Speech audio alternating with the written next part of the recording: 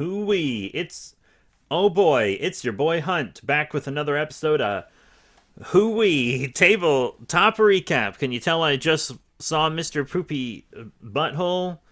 You want to do a podcast? Here we go. Today on Tabletop Recap, we're doing another solo review. That's right, it's just me, Aw G. You and I are going to be good pals for the next, 15 minutes or so.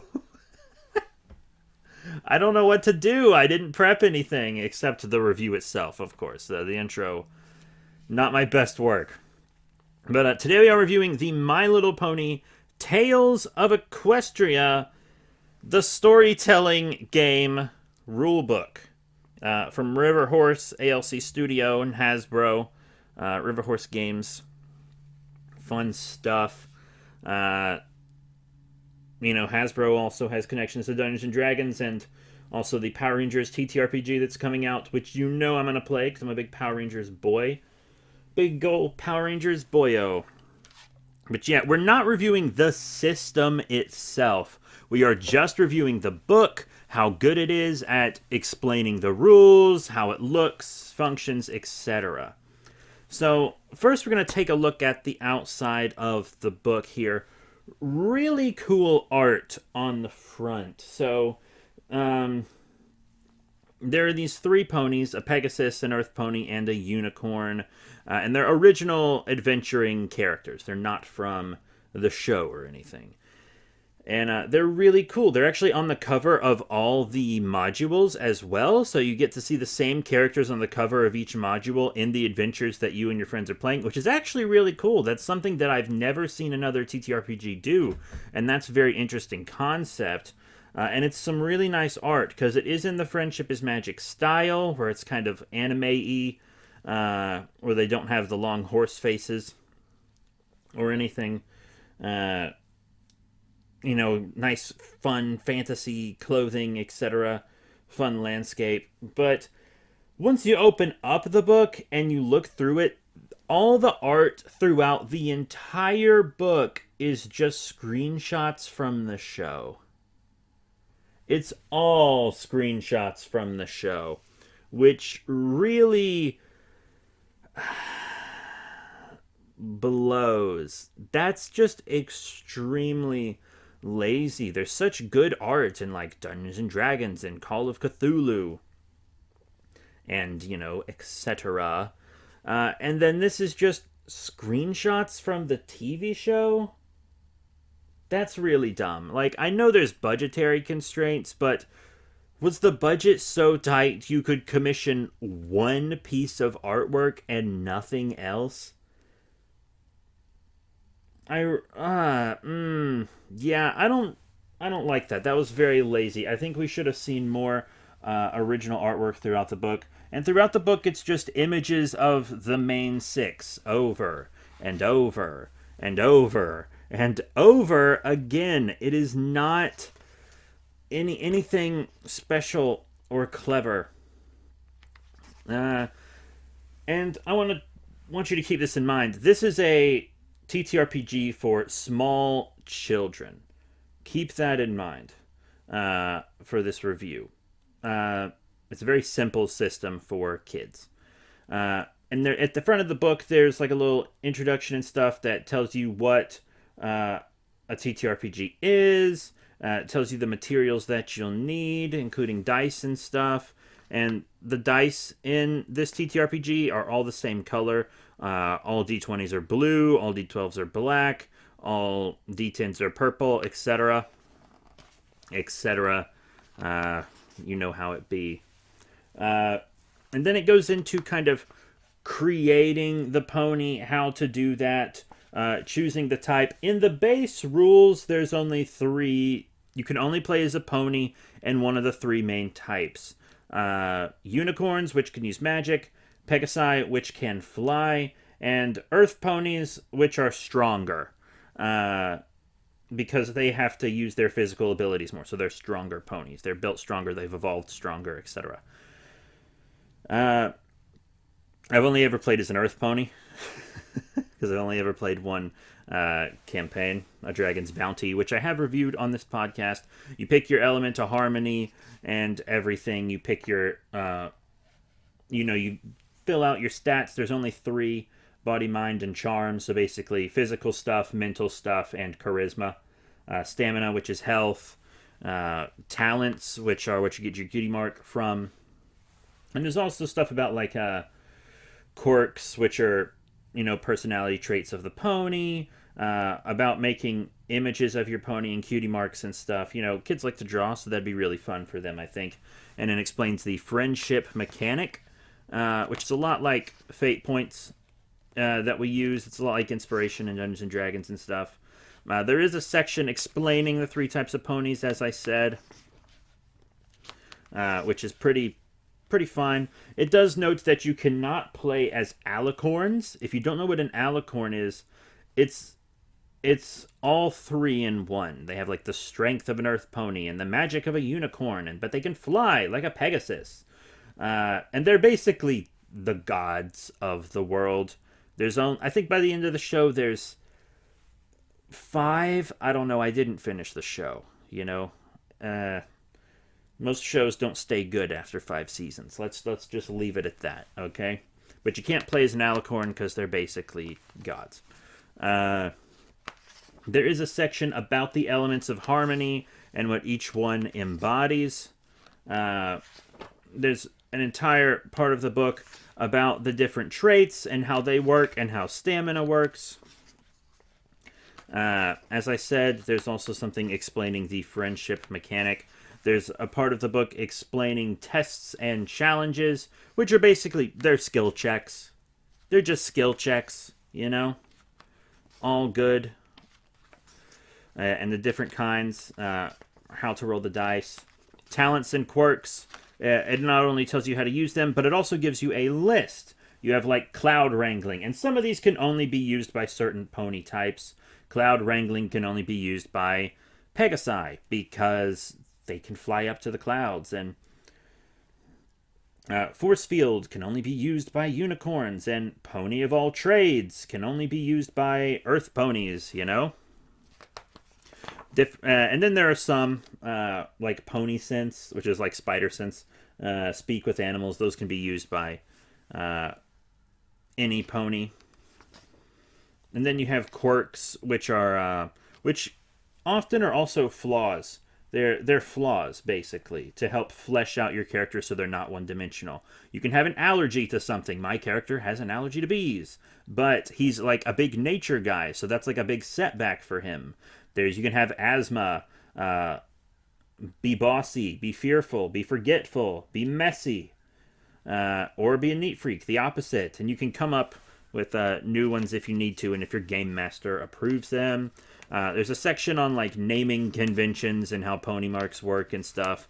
An equipment and money section where it tells you how much money you start off with. Has a list of starting equipment you can buy.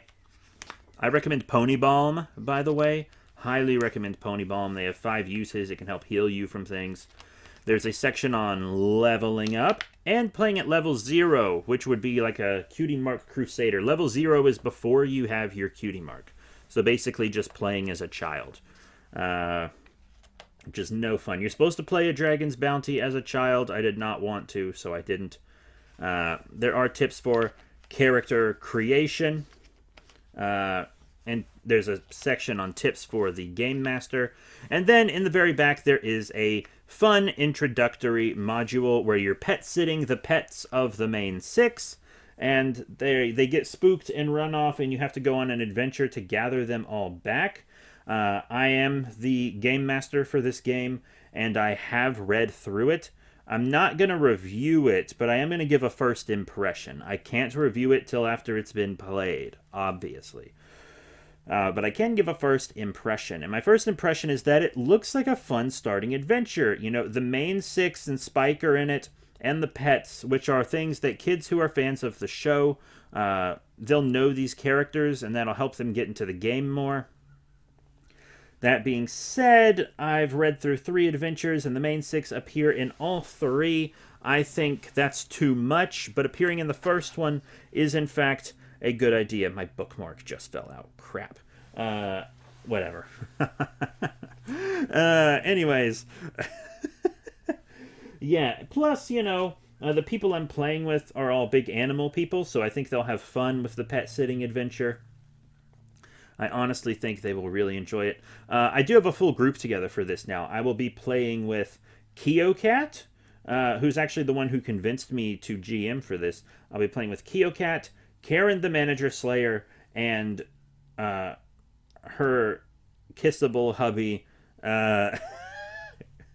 Kami. Two fellas, two ladies, two lady players, fella GM, fella player. But the pet predicament is also fun. But even the art in the pet predicament is just screen caps. Even the art in the module is screen caps. And by the way, I think every TTRPG rulebook should come with a module in the back of it. At least one. If it doesn't, that kind of sucks. Just to be honest. But yeah, it's just screen caps. I hate that. You got some stat blocks and stuff in the back for the main 6 and the foes in the module as well. But also, the back of the book gives you stat blocks for the average Earth Pony, Pegasus, and Unicorn. So you don't have to come up with stats whenever you just have a random pony around. They have average stats for them in the book. So if you want to write your own adventures, they give you the main 6 and the average stats for ponies, as well as all of the antagonists that can appear in the pet predicament. As far as the way the book is written, it was very simple to understand. I read the entire TTRPG rulebook in one sitting. The only other book I've been able to do that with is was one of the tiny D6 system books, the Mecha and Monsters. And that was a minimalist book. It was mostly just settings, campaign settings, and not actually, rules. It has very simple learn to play and play immediately rules. That's how that game's supposed to work. So it's not a typical TTRPG, but this one kind of is. It's just simpler. So it's written in a way that can be understood. I do recommend an adult reading it, and an adult being the GM at first, probably, to make sure everyone gets the rules right. And I feel like kids would more want to play as the ponies anyways, I feel like that is very much the case, and kids would like to be GMs less, unless that kid's just really into writing and wants to make their own stories, which of course kids also enjoy doing. Who doesn't, Who doesn't enjoy being creative on some level, right? But that's good. And the book seems to kind of jump around in some places. Like, there are some parts in the book that very briefly explain something, and then later it's kind of explained in full. And it's like, for more on this, go to this page. And I feel like that could have been laid out a little bit better. I know that rule books are just like that. But for the sake of kids, I think that could have been done a bit easier than having to go back and forth. Things could have been ordered a bit better, perhaps. And there also needs to be a section on lore. Yes, I know the majority of people who are going to play this game are people who already have watched the show or read the comics or something, or at least seen the movie maybe, enjoyed it, and then want to play the game. I know most people playing this game will not be people who are inexperienced with ponies and just coming into it. But one of my players is inexperienced with ponies and is just coming into it. And I didn't watch past season 5 because the show stopped being good. And then another one of the players just has seen a few episodes. I think Keokat's the only one that's really into the show and has really watched it all the way through. So a section on lore would be helpful.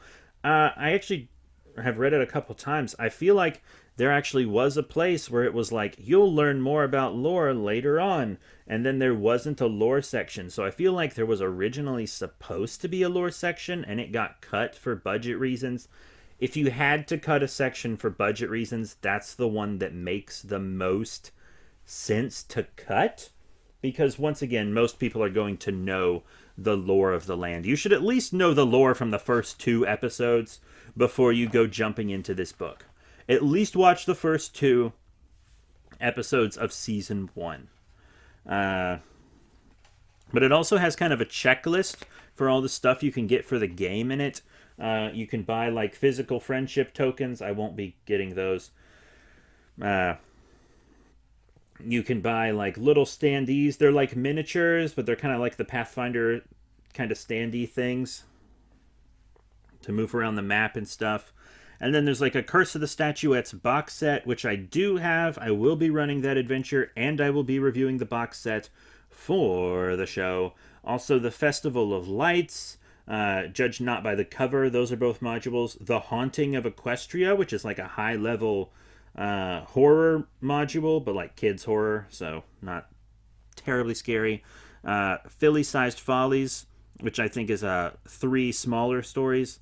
And then there's the movie source book, which is the first kind of a supplement, and it has information about the world outside of Equestria. I read the comic book prequel to the movie, but I never watched the movie, to be honest. But that's about, like, and it has more playable races and enemies and stuff.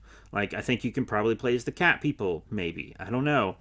And then Melody of the Waves, which is like another module. The Curious Case of the Malfunctioning Prancer and Other Tales is a bunch of short stories you can play. And then there's the Bestiary of Equestria, which is another source book packed full of new characters and creatures to use in the game, including new playable races and detailed stats for people from the show, for characters from the show.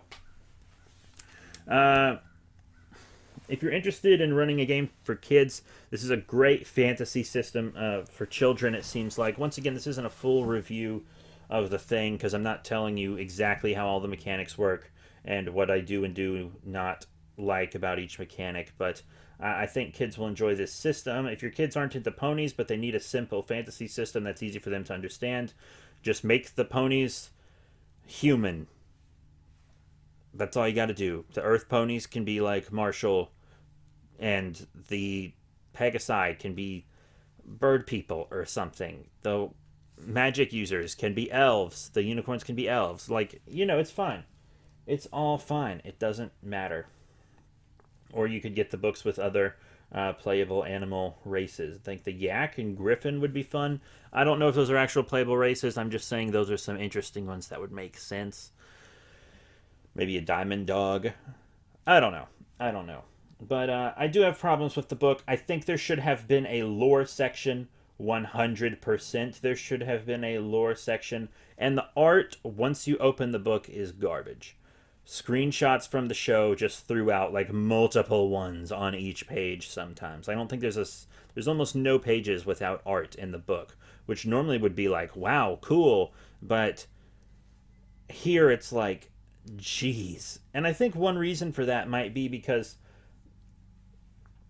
it's not that many rules and stuff, and they really needed to pad the book out, so I think they just filled it with as much art as possible to pad it out, make it thicker.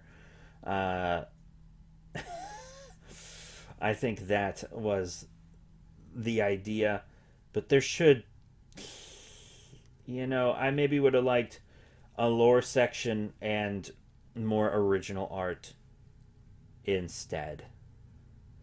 But that is it. I do think it's a good book. I can't wait to play it with other people. So the My Little Pony Tales of Equestria storytelling game rulebook is a fun book. It runs about $35 in the US. I actually got mine much cheaper than that. I do have the physical copy, hardcover, but you can get digital copies from like DriveThruRPG and stuff as well, I believe. I think it's on DriveThruRPG. You probably get one from Riverhorse's website as well.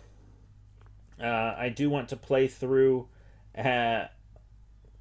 the scenario included in this book, and that will get its own recap and also its own review. I cannot wait to play that with my friends. And I think we're going to start pretty soon, because we were waiting until after KeoCat became a doctor and got her doctorate, and she has her doctorate. She has had it for almost a fortnight at this point, I believe, at the time of recording, not when this goes up. This will go up like a month after I record it. But yeah, so she's a doctor, and we need to play to celebrate. So that is it. Thank you all very much for your support. Remember to rate, comment, subscribe. Check out all the cool links in our description. If you're listening to this on YouTube, I highly recommend listening it to somewhere else. YouTube, I kind of just put it on YouTube as like a place to keep a record of it, and also to help new people find the podcast, because, you know, that's how it be. But the episodes get uploaded much earlier on places like Spotify, Apple Podcasts, Google Podcasts, Breaker, Anchor, whatnot. Anchor is what I use to distribute the podcast, and they are owned by Spotify, so it goes up on there much faster. New episodes every Saturday at 6 a.m. Be there or be square. So that is it for this book. Thank you all very much for your support. I think the next video will be another solo review, but of Call of Cthulhu. So I cannot wait to get into that. But that's it. Thank you all once again for your support, and I will see you all next time. And bye for now.